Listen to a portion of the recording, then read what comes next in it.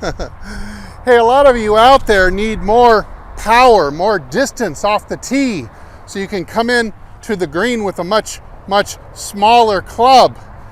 Right after this, let me give you a really simple tip that's going to help you make a more powerful backswing and wind up so you can get more club head speed into the ball coming down. Stay tuned.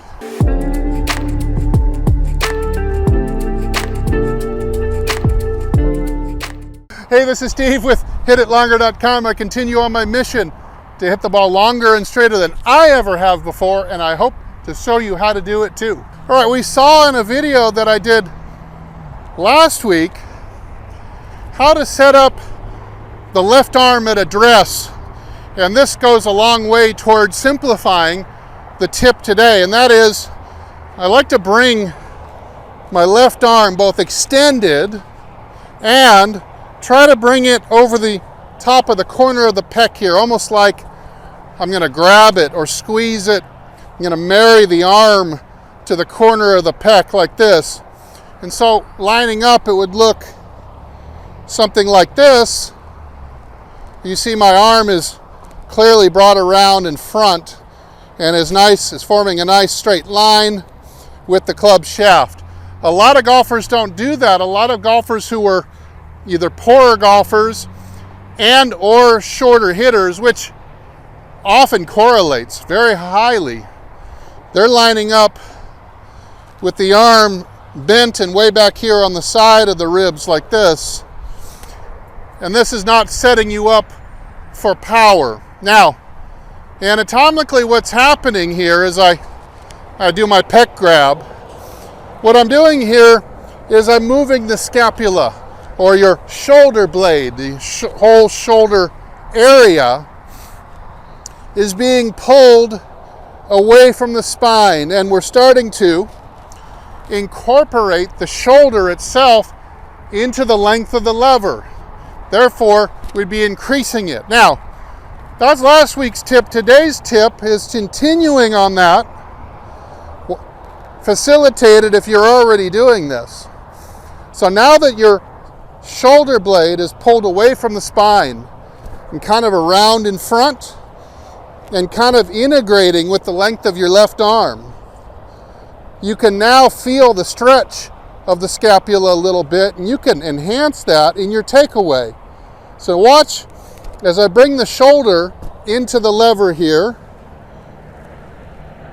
and you see how long and wide I can take this back, and because I am pulling, I'm winding the scapula right here, that wing that we have.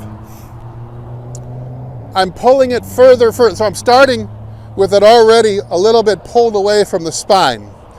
And then as I go into my takeaway, I'm just going to be pulling it further and further by rotating it in like this, rotating it in just like this, doing that motion as I take the club away. And essentially it's giving me not only a longer, wider takeaway, look how nice and wide that is, but you can see by the time I get halfway back in my backswing, it's got me stretched out to where I'm nearly making a 90-degree shoulder turn by the time I'm halfway.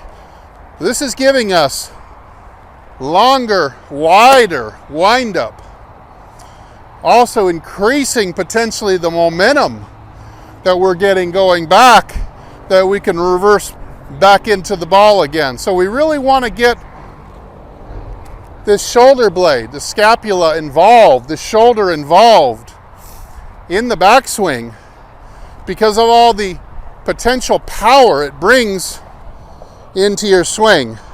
Let me see if I can do one now, or really wind that scapula up early on.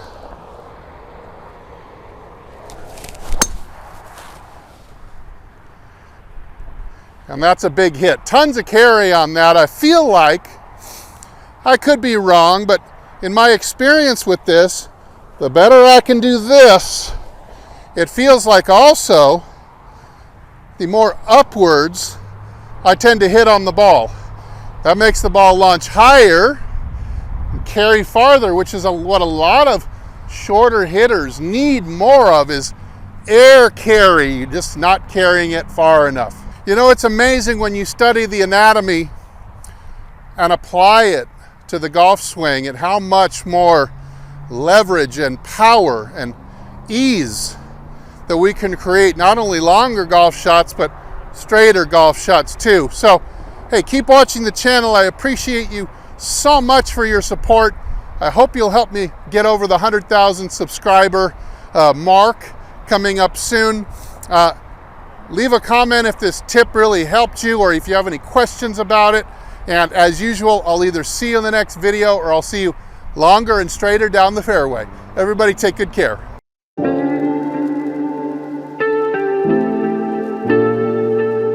Oh.